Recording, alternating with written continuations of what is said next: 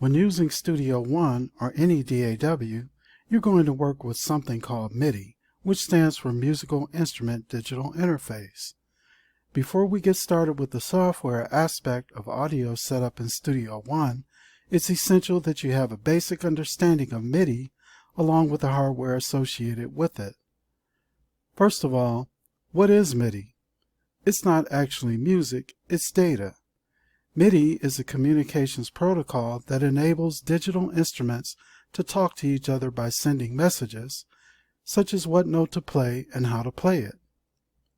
Secondly, how do you work with MIDI? You can work with MIDI through something called a MIDI controller, which most commonly comes in the form of a MIDI keyboard. It's very important to note that MIDI controllers do not produce sound on their own. They don't have a built-in sound system. In order to hear sound out of your MIDI keyboard, it has to talk to a virtual instrument that's been loaded into your DAW.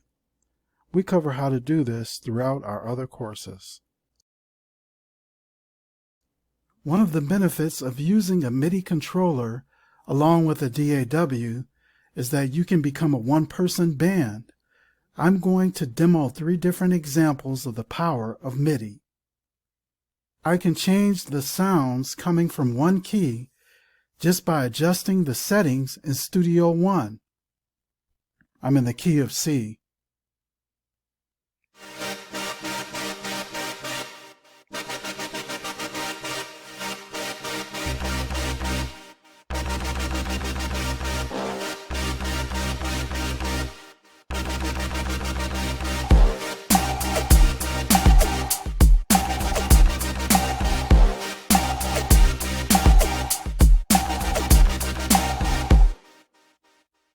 I can generate an atmosphere with one key.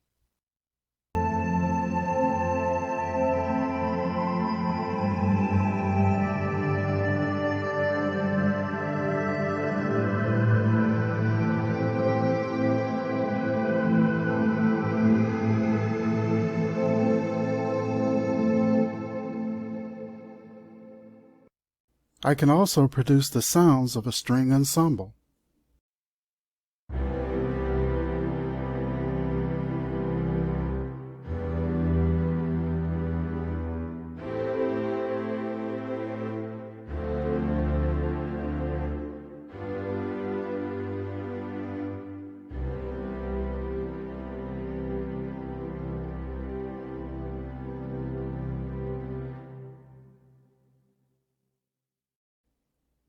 The hardware part of your audio setup can take several different forms. Here are some of the more common forms. The first example is just a basic setup with a MIDI keyboard and laptop. Most MIDI instruments have a built-in or internal MIDI interface, so they can be connected directly to your computer with just a USB cable. In the second example, an external audio interface is transferring both audio and MIDI data to and from different audio sources by acting as a bridge or middleman between your source of audio and Studio One.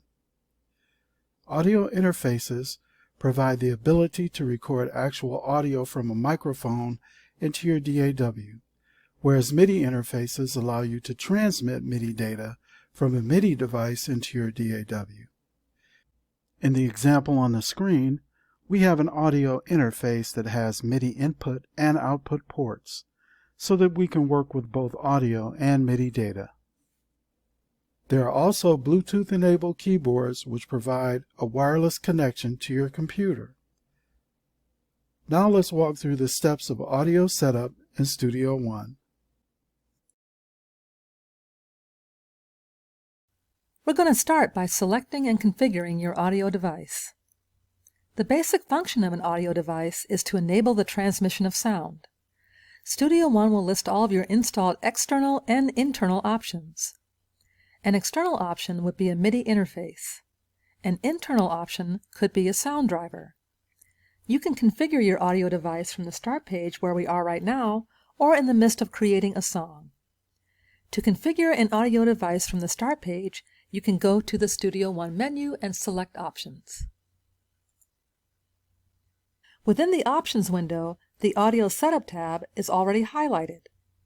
There are two sub-tabs within the Audio Setup tab, the Audio Device tab and the Processing tab. Let's start in the Audio Device tab. You'll see the audio device that Studio One selected by default.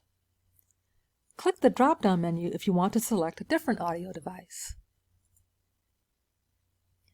If you choose to install any additional audio devices, remember to download the drivers for that device from that manufacturer's website. You'll see I have several options. Unless you're using an external MIDI interface, it's best to use an audio device that uses the ASIO protocol, which offers two advantages, speed and lower buffer settings, which we'll cover in a few minutes. If you don't have an ASIO audio device on your computer, you can get ASIO for All for free from their website, www.asioforall.org. ASIO for All is a sound driver that helps bridge the gap between your computer's sound card and your DAW. Below the audio device drop-down menu, you'll see the settings for the selected audio device. Device block size, also known as buffer size, has to do with the amount of delay, also known as latency, between audio input and output. For example, if you press a key on your MIDI keyboard, there's going to be a delay between the time you press the key and when you hear the note in Studio One. The device block size affects the length of that delay. The lower the device block size, the lower or shorter the delay, which is what you want. However, if it's set too low, sound gaps, also known as audio dropouts, can occur. Also, lower block sizes require more processing power from your computer. You'll need to experiment to see what settings work best on your computer. You'll notice that the device block size setting is in the form of something called samples. When you bring sound into your computer, it must be converted from analog into a digital format. Your computer does this by taking samples of the sound wave at regular intervals. This is called the sample rate, which is usually 44,100 times a second.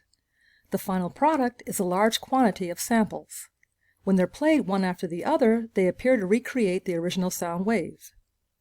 You'll see that my sample rate is set at 44.1 kilohertz, or 44,100 times a second by default, which is the standard setting for CDs. You can change this setting upon opening or starting a new song. Input and output latency will show the amount of delay for both input and output and will change depending upon the device block size you've set for your audio device. Checking the Release Audio Device in Background box allows your selected audio device to be used by other applications when Studio One is minimized. Now let's take a look at the Processing tab. Studio One has a built-in solution for being able to use a larger buffer, which frees up computer resources for heavy audio playback and effects processing, while at the same time being able to use a smaller buffer for audio input and virtual instruments. A virtual instrument is just an instrument sound that you can get from a library. The way we can achieve this dual result is by allowing for a larger buffer via the process block size, which frees up computer resources for audio playback and effects processing, while at the bottom of this tab, using the latency monitoring system to make sure the buffer stays low for audio input and virtual instruments. It's like telling Studio One, I want you to keep the buffer high for one task, but I want you to keep it low for another. The process block size depends upon the dropout protection setting that you choose. I've chosen high, which results in a process block size of 1,024 samples. The connection between the two settings is that increasing your protection against audio dropouts or sound gaps involves increasing your buffer. Process precision has to do with how accurately Studio One generates audio signals. With 64-bit process precision, Studio One can run through a larger number of processes than with 32-bit. If you check the first box, you are telling Studio One that you want to use its native or built-in latency monitoring system for virtual instruments. Generally, external MIDI interfaces will have their own latency monitoring system built into the device. However, you can check the second box if you wish to use Studio One's native or built-in latency monitoring system instead. Below the checkboxes, you'll see the settings for audio round trip and virtual instruments. Audio round trip just means from input to output. The standard column depicts your latency if you choose not to use Studio One's low latency monitoring system, whereas the low latency column depicts your latency if you do choose to use Studio One's system. The green Z's indicate that Studio One's low latency monitoring system is available and active. Click OK to save your settings. It's important to note that the outcome of your audio setup will depend upon a number of factors, such as your computer's amount of memory, its processing speed, and the audio device you select. Ultimately, you'll have to experiment to see what will work best on your computer.